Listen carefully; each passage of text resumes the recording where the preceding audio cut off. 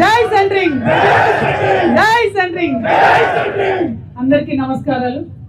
ఇవాళ హైదరాబాద్ మహానగరం ఎక్కడ చూసినా కూడా అందమైన అద్దాల మేడలు, 20 అంతస్తులు, 30 అంతస్తులు, 40 అంతస్తుల బిల్డింగ్లు చాలా పెద్ద ఎత్తున వచ్చినాయి. మరి ఆ బిల్డింగ్ ఏది కావాలన్నా, ఆ బిల్డింగ్ నిలబడాలన్నా, ఆ బిల్డింగ్లో చిన్న పని జరగాలన్నా కూడా మరి కంప్లీట్గా 3, 4, 5 అంతస్తుల వరకు కూడా తాళ్ళు కట్టుకొని గాల్లో వేలాడుతూ సెంట్రింగ్ పనులు చేస్తున్నటువంటి మీ అందరికీ కూడా హృదయపూర్వకంగా పేరు పేరున నమస్కారాలు తెలియజేస్తా ఉన్నా. ఎందుకంటే కనబడేటటువంటి అద్దాల మేడలు మా సెంట్రింగ్ కాంట్రాక్టర్లు, కార్మికులు లేకపోతే ఆ అద్దాల మేడలు లేవన్న విషయం చాలా వాస్తవమని ఈ సందర్భంగా తెలియజేస్తా ఉన్నాం.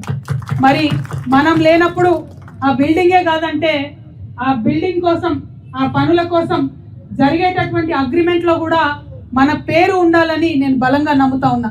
మేస్త్రితో ఏదైతే అగ్రిమెంట్ చేసుకున్నప్పుడు ఒక ప్లంబర్ కావచ్చు, ఒక ఎలక్ట్రీషియన్ కావచ్చు, ఒక ఫ్లోర్ ఎస్టోల్ కావచ్చు, ఒక పిఓపి ఎస్టోల్ కావచ్చు, మరి వాళ్ళందరి పేర్లు పెట్టుకొని అగ్రిమెంట్ చేస్తున్నారు. కానీ మన సెంట్రింగ్ వాళ్ళ పేరు పెట్టి మాత్రం అగ్రిమెంట్లు చేస్తారు. ఇంకొక ముఖ్యమైన విషయం ఏంటంటే గట్టిగా స్టడీ చేసిన నేను మరి ఇంత పవర్ఫుల్ మన వాళ్ళని చెప్తున్నారు, మరి వీళ్ళ సంగతి ఏందని స్టడీ చేస్తే వాస్తవానికి 10 నుంచి 15 లక్షల రూపాయల మెటీరియల్ పట్టుకొని మీరు పోయి ప్రతి బిల్డింగ్లో పనిచేస్తున్నారు. మామూలుగా 2 లక్షల రూపాయల వర్క్ ఉన్నా కానీ 6 నుంచి 7 లక్షల రూపాయల మెటీరియల్ మీరు అక్కడ డంప్ చేస్తేనే మీరు ఆ 2 లక్షల రూపాయల వర్క్ చేసే పరిస్థితి ఉన్నది. కానీ వాళ్ళకి జరుగుతున్నది ఏంటి? ఆ 2 లక్షల రూపాయల వర్క్ కోసం మీరు ఆడికి పోతే కనీసం మీ మెటీరియల్కి ఎక్కడ కూడా సెక్యూరిటీ లేనటువంటి పరిస్థితి ఉన్నది.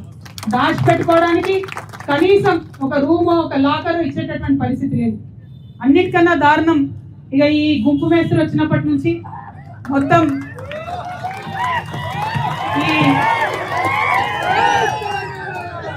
నాకు మీ మొత్తం ఉద్యమంలో నాకు బాగా నచ్చిన విషయం ఒకటి ఉన్నది. మేస్త్రి హటావ్, సెంట్రింగ్ బచావ్ అంటున్నారు.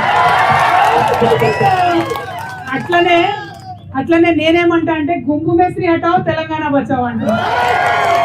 ఎందుకంటే ఈ గుంపు మేస్త్రి గారు వచ్చిన దగ్గర నుంచి హైడ్రా వాళ్ళు, మున్సిపల్ వాళ్ళు కనీసం నోటీస్ ఇవ్వకుండా వచ్చి ఇల్లు కూలగొడుతున్న పరిస్థితి ఉంది. మరి ఇల్లు కూలగొడితే ఇల్లు గలైనకు ప్రాబ్లమే, కానీ ఆవులు కొట్లాడుకుంటే కొల్లేగలు ఇబ్బంది పడ్డట్టు ఇల్లు వచ్చి గవర్నమెంట్ వాళ్ళు కూలగొడితే సెంట్రింగ్ వాళ్ళు మధ్యలాగమయ్యే పరిస్థితి ఉన్నది. మొత్తం మీ సామాన్తో సహా అందులో కంప్లీట్గా పోతే కూడా కనీసం ఇల్లు గలైన ఇచ్చుడు కానీ, బిల్డర్ ఇచ్చుడు కానీ, ప్రభుత్వం మరి ఒక మాట ముందు సెంట్రింగ్ వాళ్ళకు మీ సామాన్ జర పక్కకు పెట్టుకుంటే మేము ఇల్లు కూలగొట్టేదాని పరిస్థితి కూడా లేదు.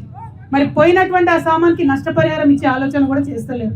కాబట్టి ఎన్ని రకాలుగా ఆలోచించినా ప్రతి సందర్భంలో పని చేస్తున్నది మీరు, ప్రాణాన్ని పణంగా పెట్టి 5-6 అంతస్తుల మీద గాల్లో ఊగులాడుకుంటూ వర్క్ చేస్తున్నది మీరు. కానీ ఇంతవరకు ప్రభుత్వం నుంచి ₹1 సాయం కూడా అందుతలేదు. చాలా దారుణమైన పరిస్థితి ఉన్నది. అందుకే ఇవాళ నేను గుంపు మేస్త్రి గారిని, రాష్ట్ర ముఖ్యమంత్రి గారిని డిమాండ్ చేస్తా ఉన్నా.